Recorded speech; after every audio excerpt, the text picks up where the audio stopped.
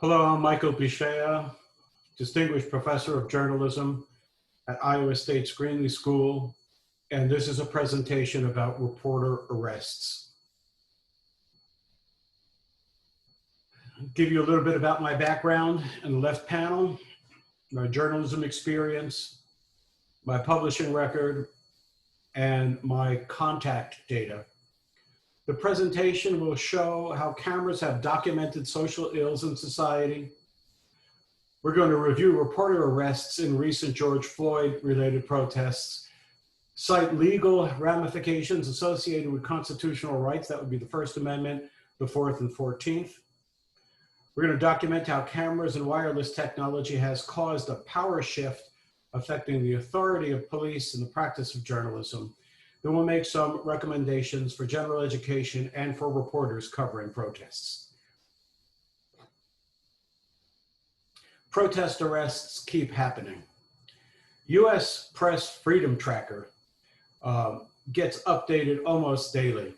It's late June 2020, and you can see from the right-hand side of your screen over 440 violations of press freedom.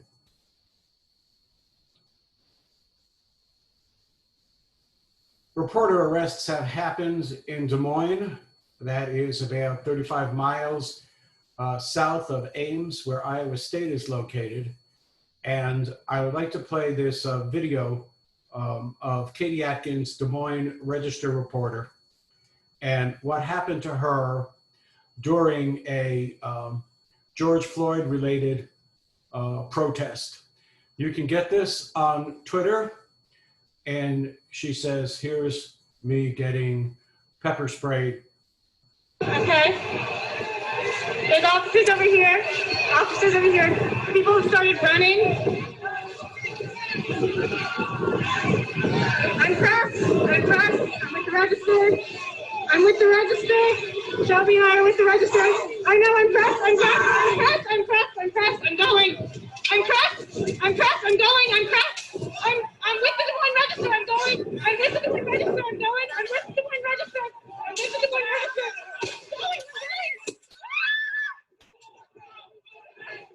Okay, I just got pepper sprayed in one eye. I'm running. I've lost Shelby. I got pepper sprayed in one eye. That is a very disturbing video, particularly if you're a professor and you have students who are covering protests. But it is an example of how Katie's constitutional rights, in my view, were compromised. There is a federal law that protects the constitutional rights of reporters and citizens of the United States, 42 U.S. Code 1933, Civil Action for Deprivation of Rights. The key phrase is deprivation of any rights, privileges, or immunities secured by the Constitution and laws shall be liable to the party injured in an action at law, suit in equity, or other proper proceeding for redress. Arguments can also be made with the Fourth Amendment, unreasonable searches and seizures, and with the 14th, that is arrest without due process of law. A class action has been filed against the city of Minneapolis and its police department using those arguments. Here's a citation from the lawsuit. The federal lawsuit alleges that reporters were tear gas, pepper sprayed, shot in the face with rubber bullets, arrested without cause, and threatened at gunpoint, quote, all after these journalists identified themselves and were otherwise clearly engaged in their reporting duties. Reporter assaults can also happen by agitators or others during protests. I mean, reporters are going to cover what's out there on Spot News. And Ian Smith, a photojournalist for the CBS affiliate KDKA, was covering the a police car that was set afire, and he was assaulted with agitators yelling, kill him, kill him. Protesters formed a wall around him and led him to safety and medical care. Increasingly, what we're seeing is that cameras are at the forefront, not necessarily journalists, but citizens with cameras are at the forefront of many of these arrests. You know, in 2005, Wired wrote an article called "Everyone's a Reporter."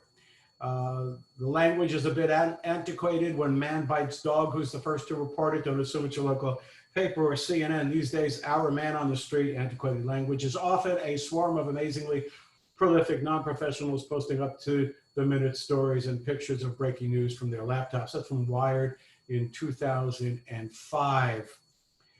The first iPhone comes to the public in January 2007.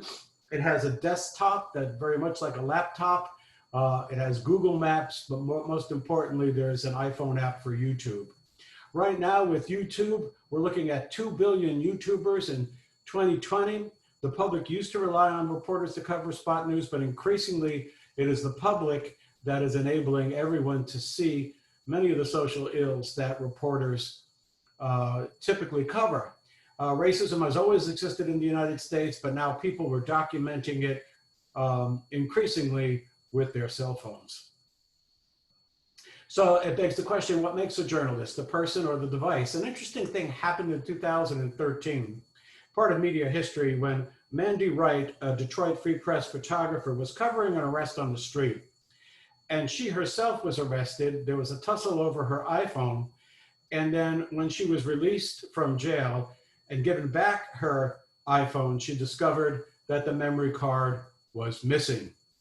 There was outrage across the media in 2013. PDN Pulse, a professional photographer blog says, with public relations mess on his hands and a video showing that it probably violated the constitutional rights of Detroit Free Press photographer, the Detroit Police Department has apologized to the newspaper's editors and so forth. There's apologies everywhere. This was the photo that Wright took. She was photographing an arrest on a public street. There was no need for the police to have arrested her. And when we take a look at the camera itself, we can see that police embrace the camera as a tool of law enforcement. We have traffic and speed control violations by camera, automatic plate recognition, and of course security cameras help detectives solve crime. But the camera also empowers citizens and journalists. Police have resisted the use of body cameras, and even those who have adopted body cameras, then we have to find out, two, did they turn them on? And three, are they going to release the video to the public at large? Citizen videos document police violations, social media uploads right from the scene, and those videos are being used in court against officers.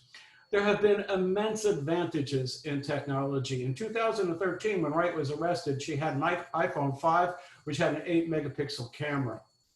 The 2020 iPhone 11 Pro Max has a 12-megapixel ultra-wide angle and zoom lens with a processor delivering more than 1 trillion operations per second. It can capture just about anything within a 120-degree field of view.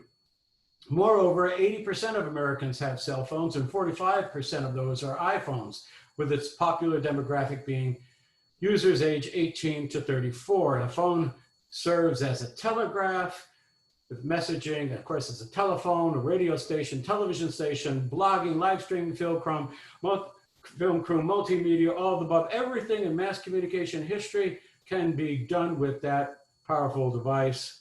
And it has empowered citizens as well as journalists to document what happens in the street, classroom, boardroom, or any physical place. It's important to note the education of reporters is key in this debate. Reporters are trained to document rather than doctor content. The degree emphasizes the liberal arts and sciences. Students also know how to master the equipment. They study media law and ethics. That's very important. And reporters are held to professional standards and face termination or litigation if they violate those standards. One of those standards is a commitment to diversity and inclusiveness, important during the George Floyd protest debates. If everyone is a journalist, then we better start thinking about general education. Right now, colleges and universities schedule general education that students generally do not want. It may be time in our technological and media age to require theory courses in media law and ethics and media and technology literacy. The police also need training about constitutional rights. In an open letter by the Journalism Institute from National Press Club signed by 18 organizations, This point was made. Reporter arrest goes against the training of police, and public information officers have spent time explaining why it's important to engage reporters as a function of good community relations. What should reporters do?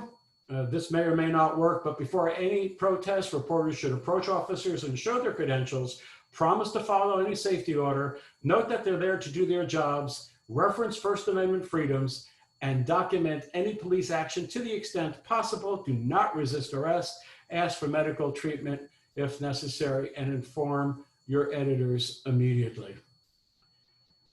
Journalism new normal. Beauty was said to be in the eye of the beholder. Now media history is in the lens of the holder. This is Michael Deshaya, the Greenlee School of Journalism, Iowa State University, and this has been Reporter Arrests.